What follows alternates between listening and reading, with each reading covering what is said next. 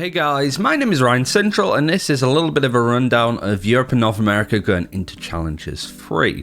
North America more straightforward, lots of things to talk about there. I guess predictions as well, more than anything, but I do want to talk about like the future of this channel, what to expect going forward, and why you might want to stay subscribed in some cases, because basically the content I wanted to make is very difficult to make right now. So generally speaking, let's just jump in with Europe and the 8 teams that will be playing to play in the closed qualifiers, and we can talk about the results that might come there.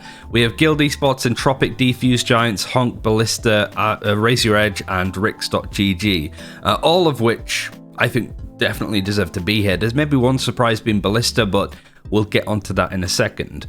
Going through the qualifier playoffs, we can talk about the route that these teams took. Guild at a fairly open bracket in regards to moving through. The only team that would have been a big question mark is this 19 Esports, which was the old Vodafone Giants team with Yuri, Jumba, XS, Donkey, all coming from that team.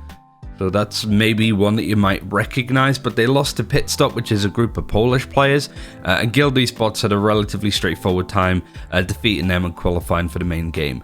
I suppose on this part of the bracket where Entropic is too, Entropic had the tougher bracket. I mean, you've got Animal, Entropic, Chakalaka, and Terran Mill, all of which are pretty decent teams. Animal and Chakalaka made it to the broadcasted games last challenges. Animal lost to G2, wasn't it? And then Chakalaka lost to Team Heretics in really close fashion. So this is a really tough bracket for Entropic to win, but they do beat Chakalaka 2-1. This team recently had upgrades. They dropped Fladidi, they benched him, the ex-Purple Cobras, IGL, and they brought in Law, who is a sort of well-known player from the French scene, played with Hip Hip Hip, so it makes sense why these two have been brought together. This French core with Twiston and Taimu seems to be working wonders, and yeah, this is a tough game to play against. Team Heretics were basically saying how these guys were insanely good, right? So, and was the toughest game that they've ever played, so there were a couple of comments about them maybe not being legit, but I think this is a straightforward stuff. I wonder what the Entropic guys would say, but generally speaking, this is a tough bracket to break, and this Entropic team looks to have upgraded with Law. They seem to be a lot more consistent, and they proved themselves in a really tough bracket. I think they could take Guild, in all honesty, but we can talk about predictions in a second. The next game would be Defuse versus Giants. Defuse came through a bracket with Winfinity, Movistar Riders, and Team Finest, not dropping a map at all in this main portion, and Defuse, of course, getting very close to at least get into the closed qualifiers on multiple occasions. Defuse kind of screwed the pooch on the first round, I think it was, lost in like the round of 64, which was best of ones, bear in mind, so you know, fair enough that maybe they'd kind of like screw up along the way. But then they played against Wave, they lost 2-0, it was a pretty scrappy affair, but a win over Team Finest, who haven't been on the best form recently, to be honest. They've not been playing to the expectations that people might have of them. But this is, you know, again, Defuse are expected to be at this level, and it's good to see them again. And they have a winnable game against Giants, who, kind of much like Entropic, really, really good roster with the players that they have. Recently, again, made a change by dropping Happy, which I thought was questionable, bringing in Fatinho. I'm going to assume Fatinho, considering the spelling and stuff, but not necessarily the best series up against ITHR. I'm just going to call them Epon. These guys beat Vitality last week and then lost to Defuse just before the game against Wave. So it was basically day 2 that they failed to qualify. But Tigane is a player that used to be on Need Mod DM that people might know about. And it's a good team. So I think that this is a really solid result for Giants game. And I caught a bit of the game because Tigane was streaming it. And yeah, like, this is much better from Giants. Giants have been on the worst form recently. Them and Vitality have failed to live up to the expectations that the Orgs effectively set on them. But this game could go either way. Giants are on a bit more of a tear, but Defuse, the embodiment of consistency. They just always seem to fail to get onto that next level. So maybe this is a result the Giants can take. These are the games that are happening today. Then we have tomorrow, Honk versus Ballista. Honk had a fairly open bracket. I don't think that they ran into any major people throughout their journey to get here. Let me just double check. But Honk are a team that have basically, oh yeah, the beat Patchwork. There was a lot of stuff about that and delaying and all that kind of jazz for their games. But Honk are a really good team. There's not necessarily recognizable names that you might have seen from other rosters. Maybe Trex if you've been paying attention to the CIS region and Team Singularity. But all of these players have played on basically teams that were picked up or they were dropped from these teams. Chompy played on Team Finest, he was dropped. And Mickey played on Meow Mode with Taimu, and Taimu was picked up, and Autumn was picked up. So, like, Mickey was one of the players that kind of got ignored and forgotten about, but he's on this roster. Destrian on the old No Penky, Dreamass on the old Exile, and like I mentioned, Trex dropped and benched from Singularity. This is a team with a lot to prove, and I'll be honest, I am bigging them up a little bit because Salah and Strong's been on literally this YouTube channel talking about stuff, kind of run the show, and they have let me sort of jump in on scrims, you know, provide notes when I see stuff, but it's only been like a couple of times at most. But I do want to work with these guys more in the future because they're a genuinely good team, and it's cool to see how the grass is grown on the other side, right? So they play up against Ballista, who I had no idea who they were up until now. Again, another team of Polish players, none of which that I've seen before in any other sort of matchups. But they had a really tough bracket. They beat HSD, who then beat Volvo Peak. I think this result is really good. I saw the HSD players were effectively complimenting Ballista. There was no, oh, we think they're walling or whatever. They were just like, they were genuinely good and they kind of boomed them. So yeah, disappointing performance from HSD, who I would consider, you know, a stalwart tier 2 team, really good, could certainly push for tier 1. I think both HSD and Honk should be picked up by Augs, definitely, but it's kind of difficult now with all of the stuff with Masters 2, which we'll touch on. So Honk, winnable match against Ballista, but there's a lot of question marks about this team. It's fair to say a lot of the Polish teams are kind of scary and they have their own unique playstyle that teams are struggling to deal with. Chakalaka is a prime example for that in Team Heretics. But Raise Your Edge, last 2 games to go over, we have this big upset to talk about. But Raise Your Edge beating Sword, they beat Shockdart, Edelweiss, who got pretty far in the last challenges, are also sort of part of this. 2-1 against Sword, again, these guys used to be the B7 Warriors Portuguese team. And CNED doing the Lord's work when it comes to stuff. And they also beat Vitality on the way, right? This is one of the main upsets that happened because we saw the CNED versus VAC game come up. And yeah, we could talk about Vitality some other time. Maybe we do sort of a big discussion on the winners and losers of challenges.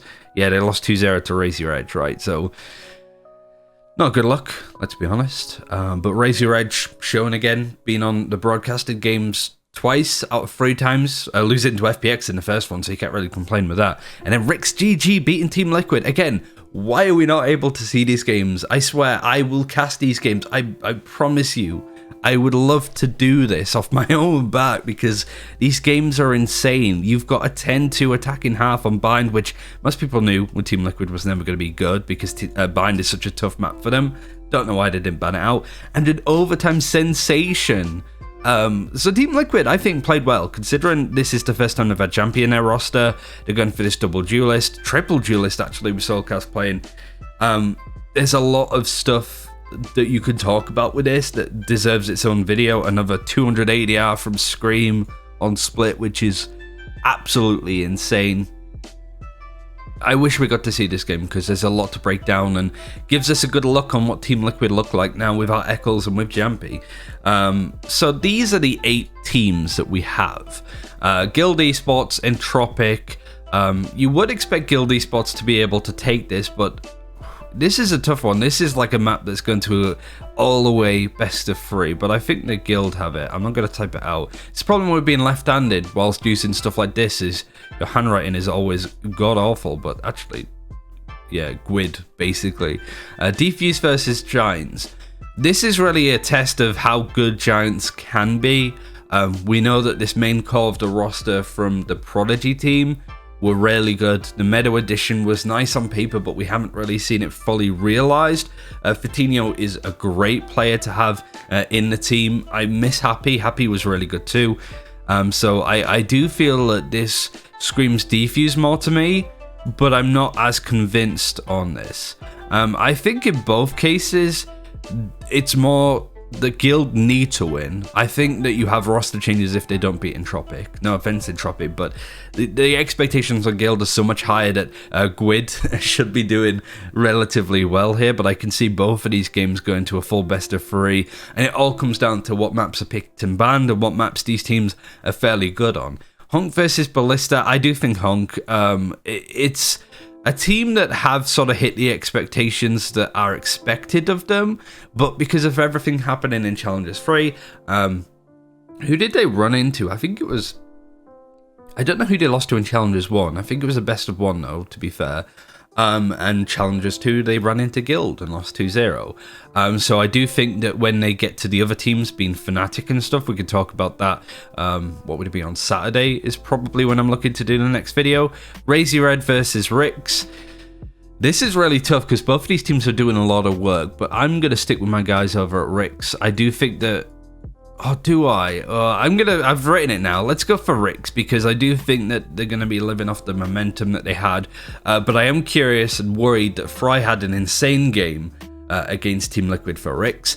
That's very difficult to duplicate and do multiple times over. So I do think, honestly, that Razor Edge are more the favourites. Their level of consistency and the players that they have on their team are just much more consistent with their results. Rix GG, not quite there yet, but I do think that if Rix just play as good as they did against Team Liquid, it shouldn't even be close. But these are my predictions of the games happening today and tomorrow, and then we get on to this point when this decides to work. We get on to these games that are potentially coming up. We even see who they could potentially play against. I think that this game is going to be super interesting. 3 teams that you wouldn't have necessarily deemed to have got to Masters, maybe Guild, but we've seen from their form that they are not a top 8 team in Europe right now, I don't think, but we'll have to see on that front. As much as I'm interested in seeing these guys play, G2 should have this. If they don't, there's going to be big problems. Fnatic versus potentially Honk could be a hell of a game. I don't think this is a straightforward Fnatic win. I think that Honk could really surprise them, and Fnatic's form recently has been surprised by surprise teams to find it, right? So, teams like Wave, they did lose to FPX, which is, a close game, a really good showing from them. And OG versus Razor Edge versus Rix, any of them could go, but I can see OG for that one. We'll talk about that a little bit more. I do want to see these teams actually play before I go, oh, how are they better than OG, are they better than Fnatic, so on and so forth. But that is good old Europe when it comes to that. Let's talk a little bit about North America, because I think North America have some really interesting stuff going on. We might sort of hopping at a point where we see who qualifies here. And I do want to talk a bit about these guys, the Hookabonkulos, also known as Kuki Koalas now. They had to change their name.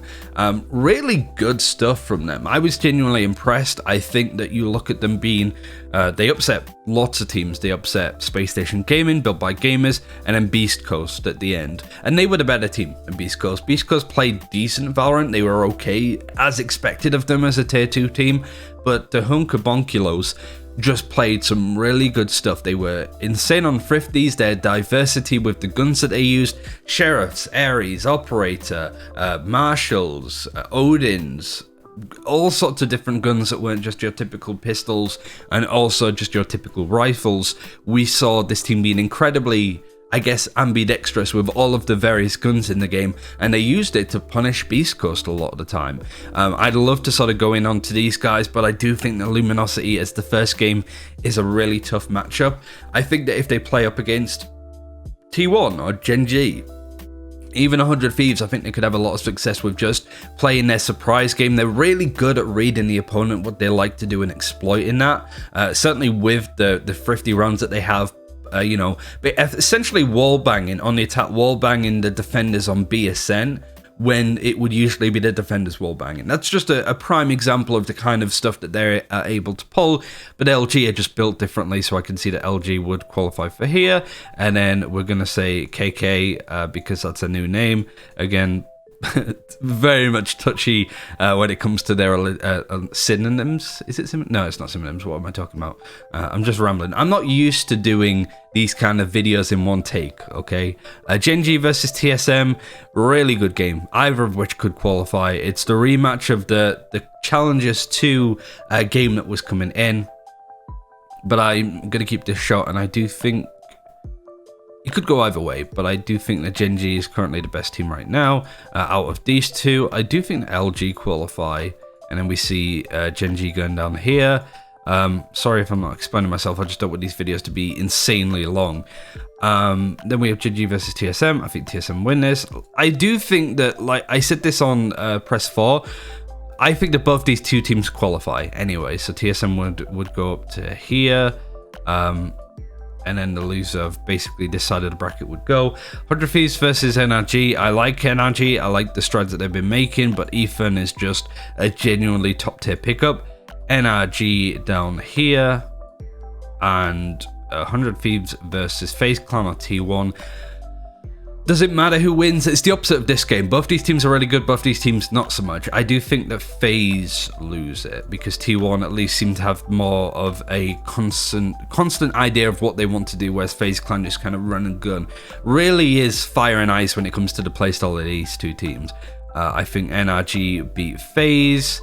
I think that, yeah, Cookie Koalas and FaZe are the weakest teams here. T1 do make it up to 100 Thieves, but 100 Thieves will just boom them. Means that T1 go here, TSM qualify. God, my handwriting is awful. Gen G would be my next guess. LG 100 Thieves. That's a really good one. I think 100 Thieves wins that. I don't really know though. It is a rematch of a game that happened in Challengers 2 and LG won that 2-1, but I think 100 Thieves take it. TSM versus Gen G. Let me just put LG there. A rematch, I do think that these guys play again. I know Anders said the same thing, so I'm confident in that. Gen G. Oh, I still think Gen G for that. LG versus Gen G. I think LG, and that'll be the final. That's my prediction of everything that happened so far. We will revisit this, I suppose, on Saturday where we talk about it again. But before Saturday, we will know the qualifying teams, which I think would be LG, 100 Thieves, TSM, Gen G. Unless NRG pull an insane performance. I do think that, like, Cookie Koalas, FaZe Clan, T1, and NRG are distinctly weaker than the other four that would qualify, personally. But if you want me to go in more detail for that, I'll let you know. This is the part of video that I kind of wanted to talk about more than doing this, to be honest. This is why I kind of woke up today and went, I want to make a video. I have always prided myself on being an expert on the European scene. Not only have I been following it for so long, obviously I have a lot of friends in the scene, like the coaches and the players in some cases, so I keep up to date with all of the goings on. But now that I have, you know, a little bit of let's not go too far, but a little bit of first-hand experience on how these teams function, one of which has got to a point where they're on broadcast today, which is a really good feat from them. It is very difficult to kind of follow and make content on Europe with how things are. I think for Masters it gets better. We got Double Elim, all of the games are broadcasted, that's great, but it's just generally quite difficult to make content on Europe when we don't get to see a lot of the games. I know that the Spanish streamers have also been, they did streams last challenges where they had Tanny from Heretics updating the score of all of the games from the tournament client, so we could effectively do a bit of a Soccer Saturday and kind of see, oh, Rick's a 12-4 up against Team Liquid. Obviously, we don't know how the games are going until the maps are finished. So having real-time score updates was a really cool thing for streams, but I don't think we were allowed to do it this time. So again, it's just something that we can't do. I'm not necessarily angry or calling out Europe for anything in particular. I want to make that explicitly clear. But I just mean that, like, with Masters 2, especially being international, I want this channel to focus on all of the different regions. There's some really good people out there like Sideshow, for example, that managed to keep up to date with Brazil, Korea, but we still have Latin America, we still have the Southeast Asia region, which I've casted before and have a bit of experience in, Japan. I want this channel to prep for Masters 2 on all of the regions, and I'm being serious. If I can't cast at the moment, I have plenty of time. Hitscan's going well, but the news is very much up and down in some cases, so I have time to watch a lot of the regions, watch a lot of the teams, and I want this to be the channel of, if you don't know anything about Japanese Valorant, this is where you can come to update it. That's the plan, at least. Things might change. I might be casting some of this stuff in the future. I don't know at this point. But I figured for the foreseeable future, whilst I can't actually cast anything in Europe that's officially Riot, I'm doing some stuff with Red Bull in the future and stuff, for example, but it's kind of like a day's worth of work. So I got plenty of time in a month to follow these teams. I'm pretty clued up on North America from casting it. I'm clued up from Europe from just being involved. Southeast Asia, not too difficult to get your head around. It's just all of the different island countries. I don't know why I forgot that word. But yeah, this is kind of what I want to do. I do want to focus on making content before I start running with streaming. There's a lot of reasons why I don't necessarily want to stream frequently right now, at least. The main one just being, this is all of the space that I have and I live with somebody, so I don't want to be streaming all the time and they can't use the TV and the PlayStation, and, you know, like, they can't sit there without being on stream, which I'm not surprised they don't really necessarily want to do. But yeah, like, this is kind of like an update on everything that I wanted to do. I don't want to just be that European expert. I will still try and continue to be. If I get brought on to be used as that for the European broadcast, that would be great. But I'm not going to sit here and wait. You know what I mean? I want to be proactive. I want to do some more stuff. And with Masters 2 being a full international event, they might need people that know about all of the scenes, certainly in May time, right? So that's the plan. I don't know how I'm going to go about it content-wise. Maybe we do some episodes on certain teams to watch out for across the region, but that's what to expect. I would like to do these recaps more, maybe in a more edited format, but today I just wanted to turn on the camera, do my predictions for all of these teams, and talk about kind of where I am in the creative process of casting and all that kind of jazz. But this is my prediction for North America. You saw my predictions for Europe. We'll touch on this on Saturday, perhaps. I'll let you know for certain. But yeah, basically, let me know what you'd like to see from the other regions, what kind of questions you want answering, and we will go from there. Thank you very much for watching, and I'll see you in a couple of days' time, hopefully. Take care.